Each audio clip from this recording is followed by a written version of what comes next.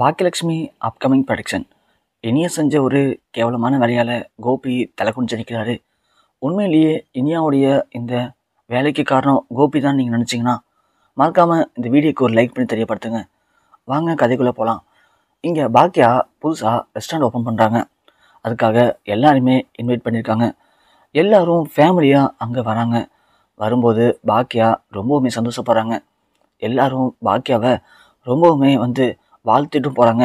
ஏன்னா பாக்கியா இப்போது அடுத்த ரெஸ்டாரண்ட் ஓப்பன் பண்ணியிருக்காங்க. பாக்கியாவுடைய வேகத்தை பார்த்து, பாக்கியாவுடைய ஸ்மார்ட்டை பார்த்து கோபியை ஒரு நிமிஷம் ஷாக்காகி நிற்கிறாரு. ஏன்னா நான் பார்த்த பாக்கியா வேறு, இப்போ இருக்கிற பாக்கியா வேறு. வீட்டு வேலையும் பார்க்குறா, ரெஸ்டாரண்ட் வேலையும் பார்க்குறா. அதோட இந்த ரெஸ்டாரண்ட்டை ஓப்பன் பண்ணுறதுக்கு எல்லா வேலையும் தண்ணியாலான்னு அவளாக பார்க்குறாமா. அம்மா எப்படிம்மா இப்படி பாக்கியா இவ்வளோ ஸ்மார்ட்டானா? என்னால் அதை நம்பவே முடியலம்மா. உண்மையிலேயே பாக்கியா இஸ் வெரி கிரேட்மா. இங்கே கோபி பாக்கியாவை புகழ்ந்து தள்ளுறாரு. அதை பார்க்கும்போது ஈஸ்வரிக்கு ரொம்ப பெருமையாக இருக்குது. பரவாயில்ல, ராதிகா மட்டும் இருந்திருந்தா கண்டிப்பாக கோபி பாக்கியாவை இந்த அளவுக்கு பேச மாட்டான். இப்போது கோபி பாக்கியா மேலே இந்த அளவுக்கு மரியாதை, நம்பிக்கை, அன்பு, பாசம் வச்சுருக்கிறத பார்த்தா கண்டிப்பாக எந்த மனைவியாக இருந்தாலும் ஓடி காலில் விழுந்துருவாங்க. பாக்கியா என்ன அவ்வளோ பெரிய ஆளா? கண்டிப்பாக பாக்கியாவை நாம் பேசி புரிய வச்சு கோபி கூட ஒன்று சேர்த்துடலாம். அப்புறம் எந்த பிரச்சனையுமே இருக்காது. என்னுடைய கடைசி காலத்தில் எனக்கு இப்போ தான் கொஞ்சம் நிம்மதி வந்திருக்கு. ஏங்க நீங்கள் போனதுக்கப்புறமா நான் ரொம்ப கஷ்டத்தில் தாங்க இருந்தேன். உண்மையாகவே வெளியே வேணால் சிரிக்கலாம், உள்ளுக்குள்ளே எனக்கு அவ்வளோ கஷ்டம் இருந்துச்சு. எங்கே நம்ம பிள்ளைய விட்டுட்டு வரோமோ அப்படின்ட்டு. ஆனால் இப்போது எனக்கு மனசு கொஞ்சம் நிம்மதியாக இருக்குங்க. என் பிள்ளைக்கு எனக்கு அப்புறம் இனிமேல் பாக்கியா பார்த்துப்பா. ஏன்னா பாவம் அவனும் உடம்பு சரியாதவன். ஏதோ சின்ன சின்ன தப்பு பண்ணிட்டான், இல்லைன்னு சொல்லலை. 1000 தப்பு பண்ணாலும் அவன் நம்ம பிள்ளைங்க, நம்முடைய ஒரே பிள்ளை, செல்ல பிள்ளை. கண்டிப்பாக அவனுடைய வாழ்க்கை இனிமேல் நல்லா இருக்கும். ஆனால் இந்த ஃபங்க்ஷன் முடியறதுக்குள்ளே நாம் எந்த அளவுக்கு பாக்கியா கிட்ட கோபியை மிகப்பெரிய நல்லவன், உன் மேலே உண்மையான அன்பு வச்சுருக்கான் அப்படிங்கிறத கொண்டு போய் சேர்க்கணும். அதை நம்ம தான் பண்ணணும். அப்போ தான் பாக்கியாவுக்கு கோபியை பற்றின அருமை புரியும். இங்கே ஈஸ்வரி அதுக்கான வேலையெல்லாம் பார்க்குறாங்க. இங்கே பாக்கியாவுக்கு தெரிஞ்ச எல்லாரும் வராங்க. சொன்னப்போனால் பழனிசாமி மட்டும் தான் வரல, மற்றபடி வீட்டில் இருக்க எல்லாரும் வந்துடுறாங்க. வரவும் இனியா இங்கே ரொம்பவுமே நர்வஸாக இருக்கிறத பார்க்குறாங்க. என்னாச்சு இனியா, ஏன் நீ ஒரு மாதிரி பதட்டமாக இருக்க? அம்மா எனக்கு என்னம்மா பதட்டம்? அதெல்லாம் ஒன்றுமே இல்லைம்மா. சொல்லு இனியா, எதுவும் பதட்டமாக இருக்கியா?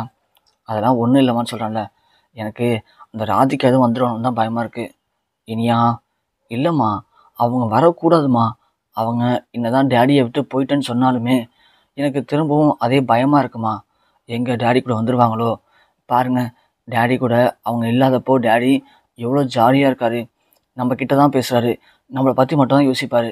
ஆனால் அவங்க ஒரு ஆள் வந்துட்டாங்கன்னா போதும், அவங்க முழுக்க முழுக்க டேடியை அவங்களுடைய கட்டுப்பாட்டிலே வச்சுப்பாங்க. ரூம் விட்டு வெளில வர மாட்டார் டேடி. அவங்கள்ட்ட மட்டும் தான் பேசுவார், நம்மள்கிட்ட பேச மாட்டார். ஆனால் அவங்க ஒரு ஆள் இல்லைன்னா போதுமா, டேடி அப்படியே டோட்டலாக மாறிடுவார். எனக்கு டேடியை இப்படி பார்க்கறதுமா பிடிச்சிருக்கு, எனக்கு இந்த டேடி தான் பிடிச்சிருக்கு, எனக்கு இந்த டேடி தான் வேணும். இனியா சொல்கிறத கேட்டு பாக்கியா, சரி இனியா நீ வா, நான் உள்ளே போகிறேன் அப்படின்னு இங்கே பாக்கியா உள்ளே போகிறாங்க. இனியா இங்கே வெயிட் பண்ணிட்டு இருக்கும்போது யாருமே வரலேன்னு சொல்லிட்டு இங்கே இனியா ஃபோன் பண்ணுறாங்க. டேய் ஆகாஷ், எங்கடா இருக்கேன்? உனக்காக நான் வெயிட் பண்ணிகிட்டே இருக்கேன். ஃபங்க்ஷன் ஆரம்பிக்க போகிறாங்க, நீ எப்போ தான் வருவ? இல்லை இனியா, எனக்கு வரத்துக்கு ஒரு மாதிரி இருக்குது. ஏன்டா ஆகாஷ்? இல்லை, அங்கே உன் ஃபேமிலியில் இருக்க எல்லாருமே இருப்பாங்கள்ல, என்னை பார்த்தாங்கன்னா எதுவும் யோசிப்பாங்கன்னு தோணுது. அதான் ஆகாஷ், நீ வரலாம் தானே, எனக்கு ரொம்ப மனசு கஷ்டமாக இருக்கும். ப்ளீஸ்டா வாடா. நீனு எங்கே தாண்டா இருக்க இப்போது? இங்கே தான் வெளியில் தான் நிற்கிறேன். லூசு பையல, உள்ளே வாடா. சரி இனியா வரேன் அப்படின்னு சொல்லி இங்கே ஆகாஷ் வரான். ஆகாஷை பார்த்து செல்வி லைட்டாக ஷாக்காகி பார்க்குறாங்க. ஏன்னா ஆகாஷ் தான் செல்வியோடைய பையன். இது கொஞ்சம் எல்லாருக்குமே லைட்டாக ஒரு இதை பயத்தை தான் உண்டு பண்ணுது. ஏன்னா ஆகாஷும் இனியாவும் லவ் பண்ணுறாங்கன்னு தெரிஞ்சால் கண்டிப்பாக செல்விக்கு இந்த வீட்டில் ஈஸ்வரியால் நிறையவே பாதிப்பு இருக்கும் அப்படின்னு பயப்படலாம். இங்கே ஆகாஷ் வந்ததுக்கு அப்புறமா இங்கே எல்லாருமே அந்த ரெஸ்டாரண்ட்டை ஓப்பன் பண்ணி முடிக்கிறாங்க. முடித்ததுக்கு அப்புறமா எல்லோரும் போய் சாப்பிடவும் செய்கிறாங்க. அப்படி சாப்பிடும்போது கூட இனியா ஆகாஷை பாட்டு லுக் விட்டுட்ருக்காங்க. ஆகாஷ் அதிகமாக இனியாவை கவனிக்கலை. ஆனால் இனியா தான் ஆகாஷ் மேலேயே உயிராக இருக்காங்க. ஆகாஷையே பார்த்துட்ருக்காங்க. இது நம்ம ஈஸ்வரி நோட் பண்ணுறாங்க. என்ன பண்ணுறா இனியா, எதுக்காக செல்வி பையனையே பார்த்துட்ருக்கா, சரியில்லையே அப்படின்னு. இங்கே இனியா சாப்பிட்டு முடிச்சுட்டு கை கழுவ போகும்போது கரெக்டாக ஆகாஷ் ஏஞ்சி போகும்போது சாப்பிட்டுட்டு இருந்த இனியா டக்குன்னு எலியை மூடிட்டு பின்னாடியே போகிறாங்க. இதையும் ஈஸ்வரி பார்க்குறாங்க. இங்கே போன இனியா அங்கே போய் கல் கேளும்போது ஆகாஷ்கிட்ட பேசிகிட்டு இருக்காங்க. ஆகாஷை தொட்டு தொட்டு பேசுறதை பார்க்கும்போது ஈஸ்வரி பின்னாடியே வந்துடுறாங்க. ஈஸ்வரியை பார்த்ததும், பாட்டி போதுமா சாப்பிட்டீங்களா? நான் சாப்பிட்டேன் இனியா. நீ என்ன பண்ணுற? நான் என்ன பாட்டி பண்ணுறேன்? கை கழுவ வந்தேன். நீ கை கழுவ மட்டும் வந்திருந்தா நான் ஏன் இனியா உன்னை பார்த்து கேட்க போகிறேன்? இவன் யார்? செல்வி பையனா? ஆமாம் பாட்டி. ஏன் பாட்டி? ஒன்றும் இல்லை, நீ போடா. இனியா இப்படி வா அப்படின்னு ஈஸ்வரி இனியாவை இழுத்துட்டு போகிறாங்க. என்ன பாட்டி? இனியா நீ பண்ணுறது ரொம்ப தப்பு. பாட்டி நான் என்ன பண்ணேன்? நீ என்ன பண்ணியா? அந்த பையன்கிட்ட ரொம்ப கொஞ்சம் கொஞ்சம் பேசுகிற மாதிரி தெரியுது. நீ அந்த பையனை பார்க்குற பார்வையே சரியில்லை. இனியா இதெல்லாம் சரிப்பட்டு வராது சொல்லிட்டேன். அது மட்டும் இல்லை, அவன் செல்வியோட பையன், புரியுதா? பாட்டி இல்லை பாட்டி, நீ தப்பாக புரிஞ்சுட்டு பேசுகிறீங்க. இனியா நான் தப்பாக புரிஞ்சுக்கலடி, திரும்பவும் சொல்கிறேன், இதெல்லாம் நம்ம குடும்பம் சரிப்பட்டு வராது. அதுக்கான வயசும் இது இல்லை, புரியுதா? நீ முதல்ல படிக்கிற வழியை பாரு, அதுக்கப்புறமா மீதியை பார்த்துக்கலாம் அப்படின்னு இங்கே ஈஸ்வரி ஸ்ட்ரிக்டாக சொல்லிடுறாங்க. இல்லை நான் மட்டும் இதை உங்கள் அம்மாட்ட சொன்னேன்னா என்ன நடக்கும் தெரியுமா? அப்புறம் ஒன்றாவன் காலேஜுக்கே அனுப்ப மாட்டா, புரிஞ்சுக்கோ இனியா. பாட்டி இல்லை பாட்டி, புரிஞ்சுதா? புரிஞ்சுதுன்னா புரிஞ்சுதுன்னு சொல்லு. புரியுது பாட்டி, வா அப்படின்னு ஈஸ்வரி கிளம்பிடுறாங்க. இங்கே இனியா அதுக்கப்புறமா ஒரு ஓரத்தில் ரொம்ப சோகமாக உட்காந்துருக்காங்க. அதை பார்க்குற கோபி, இனியாம்மா ஏம்மா என்னாச்சு? ஏன் ஒரு மாதிரி சோகமாக இருக்க? இல்லை டாடி, எனக்கு மனசு சரியில்லை. இனியாம்மா என் செல்லக்குட்டிக்கு மனசு சரியில்லையா? டேடி நான் இருக்கும்போது என்ன என் குட்டிக்கு மனசு சரியில்லை சொல்லுங்கள், என்ன ஆச்சு? ஏன் டாடி ஃப்ரெண்ட்லியாக பழகுது தப்பா ஒரு பையன்கிட்ட? இல்லையே இனியாம்மா, அதில் என்ன தப்பு இருக்குது?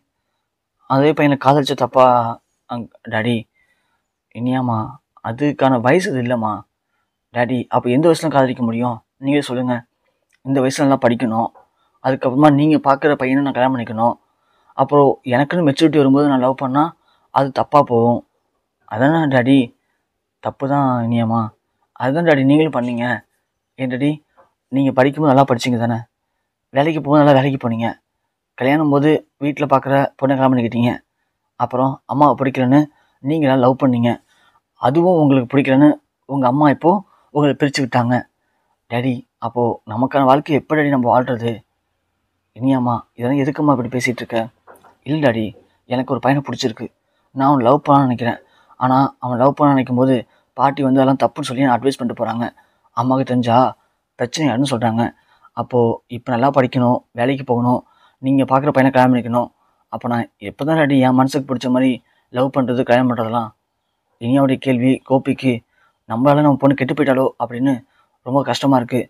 இல்லை இனியா, நான் என்ன சொல்ல வரேன்னா டாடி, எனக்கு எந்த எக்ஸ்கியூஸும் சொல்லாதீங்க டாடி. நானும் நல்லா படிச்சிருக்கேன், எனக்கும் மூளை இருக்குது, அறிவு இருக்குது, எனக்கும் சுயமாக சிந்திக்க முடியுது, எனக்குன்னு சில ஆசையெல்லாம் இருக்குது. அதெல்லாம் அப்போது எப்போ தான் டாடி நான் பண்ணுறது சொல்லுங்க டாடி.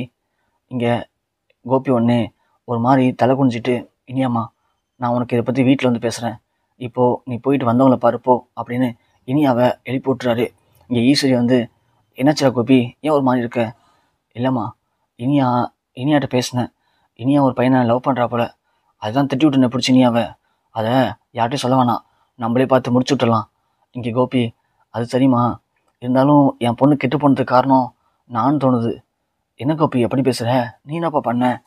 இல்லைம்மா, இனியா கேட்ட கேள்விலாம் அப்படி தான் இருக்குது. நீங்கள் மட்டும் உங்கள் விருப்பத்துக்கு எப்போவாலும் காதலிக்கலாம், அந்த பொண்ணை அழைச்சிட்டு வரலாம், தப்பு இல்லை. ஆனால் நாங்கள் பண்ண மட்டும் தப்பா அப்படிங்கிற மாதிரி தான்மா பேசுகிறா. என் பசங்களுக்கு நானே ஒரு தப்பான முன்னுதாரணமாக ஆயிட்டணும்னு தோணுதுமா. நான் ரொம்ப கேவலமானது இருக்கலாமா, நான் பண்ணது எவ்வளோ பெரிய தப்புன்னு எனக்கு இப்போ தான்மா புரியுது. சத்தியமாக நான் இப்படிலாம் நடக்கும் தெரிஞ்சுதா அவ்வளோ பெரிய தப்பாக பண்ணியிருக்க மாட்டோமா அப்படின்னு கோபி ரொம்பவுமே கண் கலங்காரு. ஈஸ்வரியால் கோபியை சமாதானப்படுத்தவும் முடியல, உண்மை அதுதான் அப்படின்னு ஈஸ்வரியால் சொல்லவும் முடியல. கோபி தான் பண்ண தவறு நினச்சி ரொம்பவுமே ஃபீல் பண்ணுறாரு.